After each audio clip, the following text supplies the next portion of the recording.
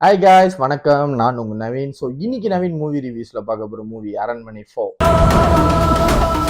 So அரண்மனை 4 படம் எப்படி இருந்துச்சுன்னா, படம் வந்து எனக்கு ஒரு குட் வாட்சா இருந்துச்சு. உண்மையிலேயே வந்து சுந்தர்சி வந்து அடிச்சு இறக்கிருக்காரு. ஒரு செம்ம மூவியா வந்து கொடுத்துருக்காரு அப்படின்னு தான் நம்ம சொல்லணும்.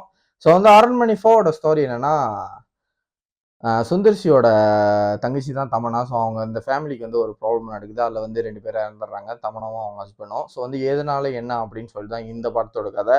ஸோ அரண்மனை 1, 2, 3 இருக்குல்ல, இதுல வர பேசிக்கான அந்த ஸ்டோரி டெம்ப்ளேட் மாதிரி அரண்மனை 4ல இல்லை.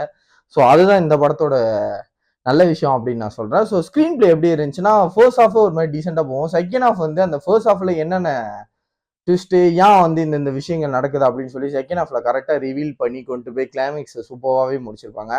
ஸோ வந்து எனக்கு வந்து அரண்மனை 4 வந்து ஒரு கொமர்ஷியலா ஒரு குட் வாட்சா இருந்துச்சு. ஸோ காமெடி சீன்ஸ் வந்து மின்னுக்கெல்லாம் அப்படியே கொஞ்சம் கொஞ்சம் காமெடி இருக்கும். ஆனா வந்து சிலது வந்து இரிட்டேட்டிங்கா ஃபீல் பண்ணோம் தான்.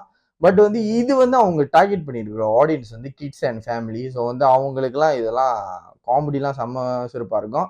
பட் அந்த கிளைமேக்ஸ் வர்றதுக்கு முன்னுக்கு வர அந்த காமெடிலாம் வந்து செம்மையா இருந்துச்சு. எனக்கு வந்து நல்லா இருந்துச்சு. நான் வந்து செம்மையா சிரிச்சேன். ஸோ வந்து சுந்தர்சியோட ஒரு பக்காவான ஒரு கொமர்ஷியல் டார்கெட்டட் ஆடியன்ஸை பண்ணியிருக்காங்க. ஸோ அரண்மனை 4. ஸோ வந்து எனக்கு வந்து ஒரு குட் வாட்சாக இருந்துச்சு. அவ்வளோதான். ஸோ இந்த மூவிக்கு நான் கொடுக்குற ரேட்டிங். ஸோ இந்த மூவில தான் ஃபர்ஸ்ட் ஹாஃப்ல செகண்ட் ஹாஃப்ல 2, 3 குறைகள், லாஜிக் மிஸ்டேக் எல்லாம் இருந்தாலும் கொமர்ஷியலா சுந்தர்சி படத்தை அடிச்சு இறக்கியிருக்காங்க. உண்மையிலே செம்மையா பண்ணியிருக்காரு தான் அப்படின்னு தான் நம்ம சொல்லணும்.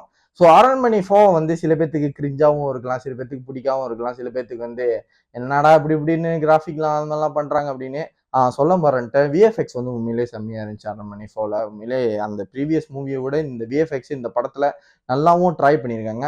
சுந்தர்சி வந்து ஒரு பக்காவான ஒரு கொமர்ஷியல் கரெக்டான ஒரு ஸ்டோரி அண்ட் டெம்ப்ளேட்ல வந்து செம்மையா ஒன்று ட்ரை பண்ணி கொமர்ஷியல் ஆடியன்ஸ்க்கு கொடுத்துருக்காரு. ஒரு ஃபேமிலி ஆடியன்ஸா இந்த படத்தை நீங்க எல்லாரும் என்ஜாய் பண்ணலாம்.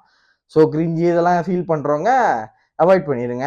அரண்மனை 4 போய் பார்க்கணும் தியேட்டர்ல ஃபேமிலியோட ஒரு என்ஜாய்மெண்டா ஒரு கொமர்ஷியலான ஒரு ஹாரர் ஃபிலிம் பார்க்கணும்னு நினைக்கிறவங்க கண்டிப்பா இந்த மூவியை ட்ரை பண்ணுங்க. மீண்டும் ஒரு வீடியோவில் சந்திக்கிறேன்.